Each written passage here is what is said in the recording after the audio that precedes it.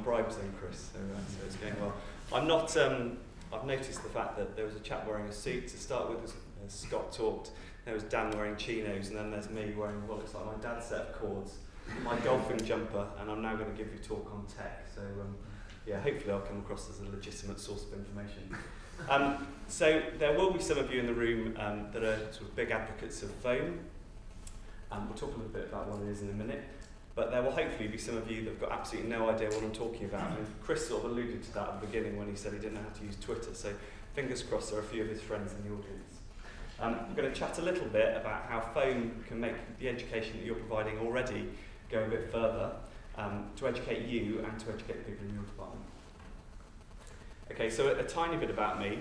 I really sort of became involved in producing foam only a couple of years ago. When I took my consultant post just up the road at the Heart of England Foundation Trust, I set up a website called HFDMcast, which is predominantly an evidence-based medicine site, which has got some podcasts and some blogs on it. Last year, in September, I was quite involved in setting up and running the College of Emergency Medicine Foam Med Network, which there are a lot of faces in the audience who are also involved in that. So thank you to them for all their hard work. And in a tiny, tiny way, the website at the bottom of the slide, which is Life in the Fast Lane, that's a huge foam site run from Australia by Chris Nixon and Mike Cadogan, and I contribute towards a Google document that just reviews foam around the world and just sends out a regular newsletter. So I do a fair bit sort of towards foam in my life. So just to step back a bit, what exactly is foam, or foam ed, depending on how you want to term it? Well, it's free open access medical education.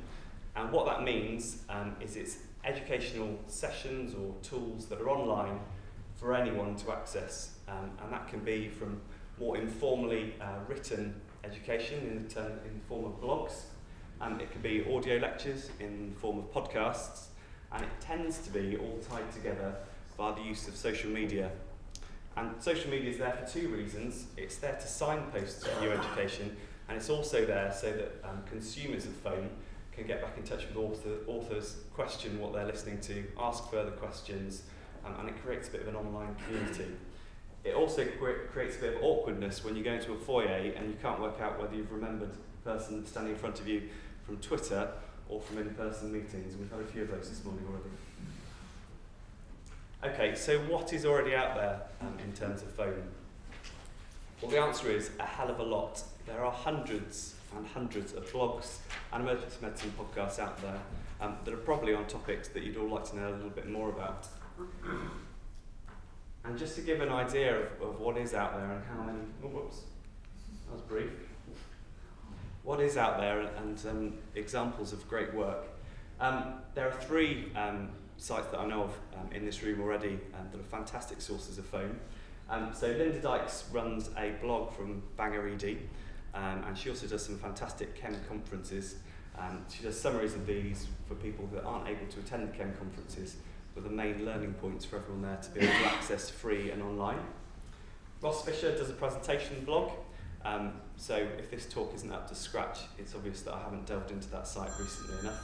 But that's great, it gives hints and tips about how to give better educational talks. And last and certainly not least, there's a St Emlyn's site that's run and contributed to by three guys in this room, guys and girls I should say. So Simon Carley, Natalie May, and Alan Grayson. And this is a huge foam site that again has got great blogs, great podcasts on, and some videos of some great lectures. So there is loads, and that's just a selection from this room. Okay, so apparently every good talk should have a story in it. So this is how I got involved in foam in the first place. So a few years ago, as a busy EM trainee, as I'm sure everybody feels that they are, I was preparing for my critical appraisal exam for the FChem. Life was a bit manic, and we just had our birth of our first daughter, and I was still trying to squeeze in hobbies around this busy lifestyle. That's the local golf course. And the scene on the right-hand side is the journey up and down the M6 from Birmingham to Stoke. And that's a familiar sight to any of you that have the pleasure of doing that journey. It wasn't something I had to do every day, but it was my trip up to my critical appraisal sessions with Ruth up in Stoke, which were well worth the painful journeys. So during that time, I wondered how I could sort of get some education sitting in a queue rather than just thinking about how frustrating that was. And it was at that time that one of my friends recommended to me podcasts. And I started listening initially to the Annals of Emergency Medicine podcast, which, as you might expect, is just a summary of the journal and got me used to thinking about critical appraisal terms, got me used to listening to evidence-based medicine, and just helped really in my dead time prepare for my critical appraisal exam. So that was fantastic.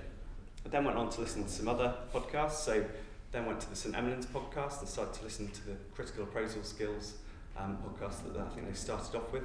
And then some of the American ones like EMEC and EMCast. There have been specific examples in my career as well of when foam has really helped me. And I'm keen to say that foam is not a replacement, before I tell this story, of bedside, hands-on teaching about how to do a procedure or how to deal with a scenario. But there are certain circumstances in life that you will not be given the opportunity to receive some good education on before they actually crop up. And thoracotomy is something that's, well, to me, one of those rare situations which you have little ability to prepare for. There are relatively few people that can teach you from their vast experience, although I know one is sitting right in front of me on how to prepare for a thoracotomy. And it's also, I'm not talking about Caroline's course, but it's a relatively expensive thing that you need to shell out for with a limited study budget. So if you can get some education on preparing for a thoracotomy for free, then it's a good idea. So as a registrar, going to a busy ED in my next placement, I realised this was an area that I wasn't greatly prepared for, and I listened to the EMEC podcast on thoracotomy, and I did that quite a few times in fairness, borderline obsessively, preparing mentally for what I would do if a case came into my department.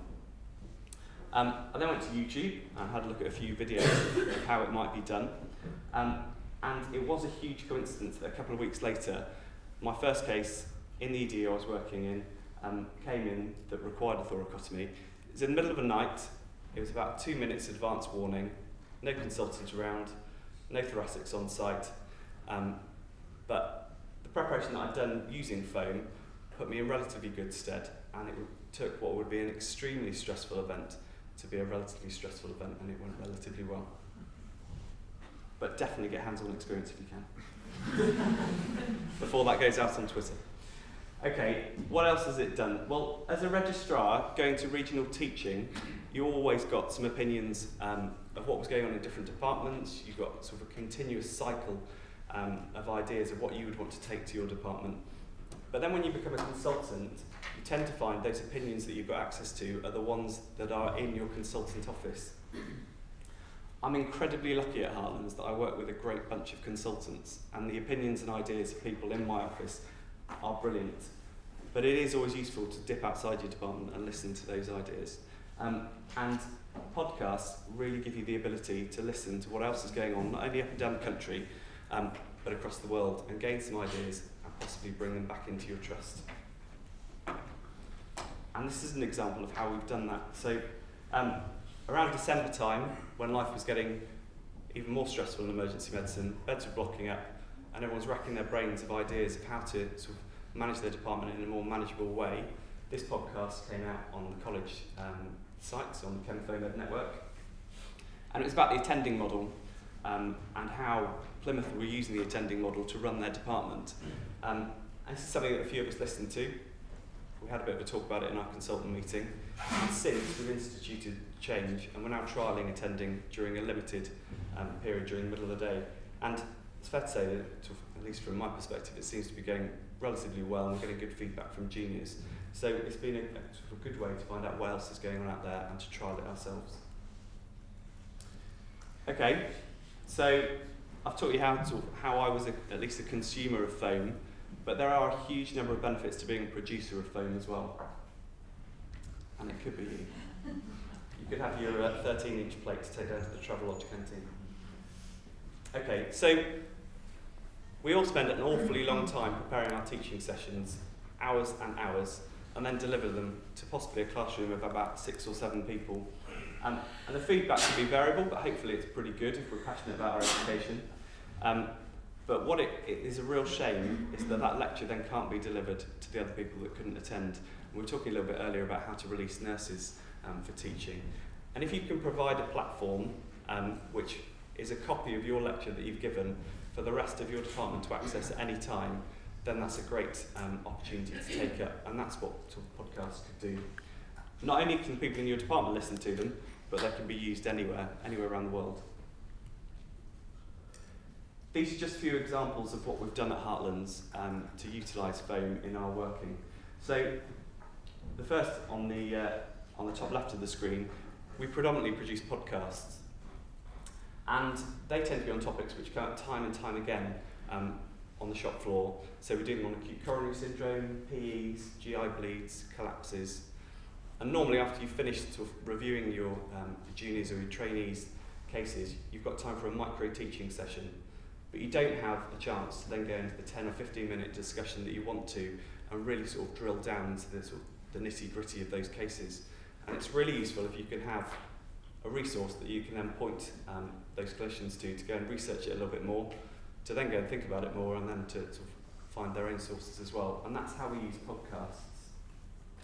More recently, on the bottom of the screen, we've started to set up some blogs.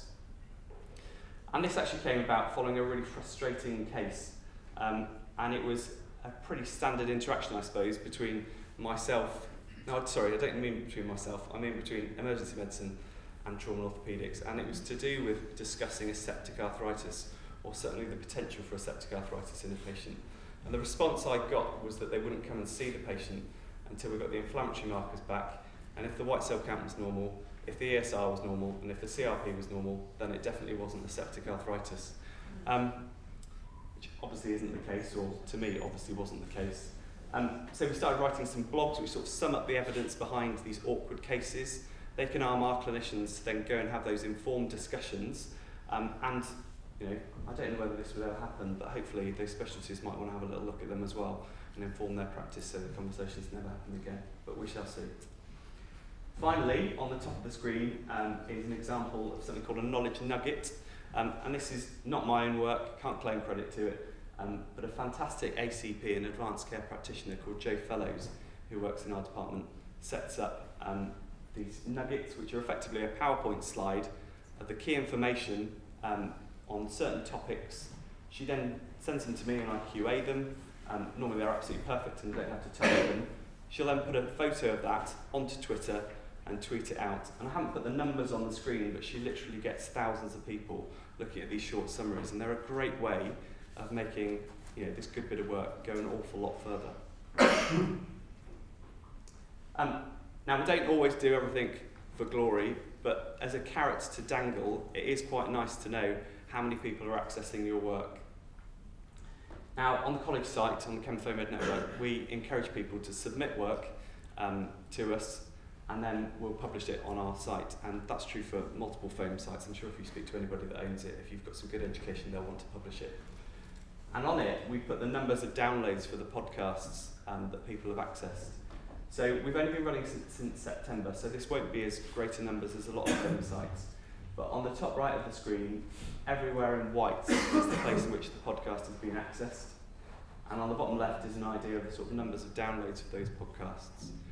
So it is quite nice to know that if you're going to do that bit of work and put those hours in, that you're going to get a good reward and hopefully some good feedback as well for the people that are listening to it, especially if they're Twitter savvy. So this all sounds absolutely fantastic. So it's a way of making your education go absolutely miles. You get some great feedback and there's no downsides to it. Not quite the case. You do need to be aware that the free and open access to all this education means that there are limits to what you should be discussing. It's said, and I can't remember who this was, but it is said that you should presume your family are going to be reading what you publish, your boss should be will be reading what you publish, and your patients will be reading what you publish. And you need to take the professionalism that you would have at work to your online educational work as well. And it's very common to see a piece of work that is written without a direct breach of confidentiality, but you can see how a patient could infer that breach. And you need to be really careful that if you're not talking about something that's coming in 50 times a day like a sprained ankle, that lady or chap that's presenting with a specific condition, you can't infer who that was. And it's becoming sort of a bit of a problem really in social media and in phone. So just exercise that caution, get somebody else to have a look at it, and then I'm sure it'll be safe to use. Okay, so what can you do to use all this? I would hope when you leave the conference, you might think about putting some of your work online. The first thing to say is this shouldn't be adding to your work. The ideal scenario is that you take the work that you're doing, you convert it to a medium to go online, and then it goes an awful lot further, and you can use it time and time again. That's the theory. First of all, what is it that you already produce as educational material that people want? Or in what format? This is a college survey that we did just around Christmas time, and it looked at the format of which people wanted their education delivered. Now there's a big thirst for podcasts to be produced, but there's also, and the graph did go further down actually, there's also a big thirst for blogs and videos, and it's definitely sort of not inconceivable that you could all write up sort of a piece of your education as a blog. It doesn't take that long to do it. So a variety of formats, but you could consider producing them in these. The other thing is, what topics do people want covered? This has come out particularly poorly, so apologies for that. But phone tends to be on the sexier topics. So certainly a couple of years ago, my belief was that it was on the resuscitation, it was on things like ECMO, it was on thoracotomies, which I'm very grateful for. But there are a lot of other non-sexier topics which people really want to have covered. So up there, there's stuff on ethics, evidence and guidelines, urology, management, non-technical skills. So whatever area it is that you're passionate about educating in, there will be a market for what you're producing. You may also think that this is actually a bit niche, and that you'll come away from here today and the only people that are going to be reading your blogs and podcasts are going to be yourself. And maybe to get your numbers up, you just click play on your website all the time. I haven't got a blister. I've had a few weeks off. But from clicking on the website. But this was a questionnaire that we put out on the Heft website about a year ago. And we tried to make it as sort of openly accessible to people that weren't looking for phone. So it was put on the SAQ part of the website. So it's people that are preparing for the AFCM exam normally go online and look for some questions. And they basically asked the people that were entering the information how they accessed education on evidence-based medicine. And you can see from 2 of the 3 categories, there's a definite trend towards phone being a bigger educational tool than picking up a journal. So there is a big scope to use the format. Okay, you do not need to be an IT geek to produce phone. You do not have to be one of those coders that sits in your cave typing away without talking to anybody else. I can do lots of other things in my cave instead. So where can you start? It can be as simple as setting up a Twitter account and putting on simple messages, images, text, whatever you want it to be, and sending it out there for people to gain the benefit from. You could set up a Facebook account and write a blog on that if you don't want to set up your own blog site. You can also upload videos onto it. You might want to go a step further and set up a blog site. That's relatively easy to do. Or if you want to go the whole hog, you might want to set up a WordPress site and come up with your own foam site that hosts podcasts, blogs, whatever it is you want to put on it. But how do people actually get to know about that work? Well, it's pretty much like anything in life. There's a bit of a snowball effect. So if you're producing good work, there is a very good chance that people are going to hear about it, talk about it, and continue to use it. You can use social media to advertise it, or you can also put it on a central database for people to use. And just as an example, at the college, we're starting to collate or take links to other people's work and then put it in a central system for everyone to access. And Simon has very kindly helped us set that up and has put the St Edmunds work on there. So what is the future for foam? Well, it would seem that it's going to escalate. So there are job descriptions going out in London at the moment that I'm aware of for EM educational fellows. And it's not just education, but it's actually termed as foam fellows. So specifically to be involved in emergency medicine work, but then to work for that department just on foam. There are some costs involved in producing foam, depending how far down the line you want to go. And there is money out there for you to access in order to set that up. And Hefty MCAST was actually set up on the back of a fund from Health Education West Midlands, and that helped funding up the setting up of the website and some of the editing to start with before I became a bit more familiar with it. Okay, so some of you in the audience may be left like this and not know an awful lot about FOAMed or how to access that social media. We've got 2 workshops coming up a bit later on today, and if you have no idea about those sorts of formats, then please come along, bring your smartphone, bring your laptop, make sure that you can hook up to the Wi-Fi before you come, and we'll run through how you can access educational sites and how you can also sort of think of producing your own phone. Okay, and I think that's it.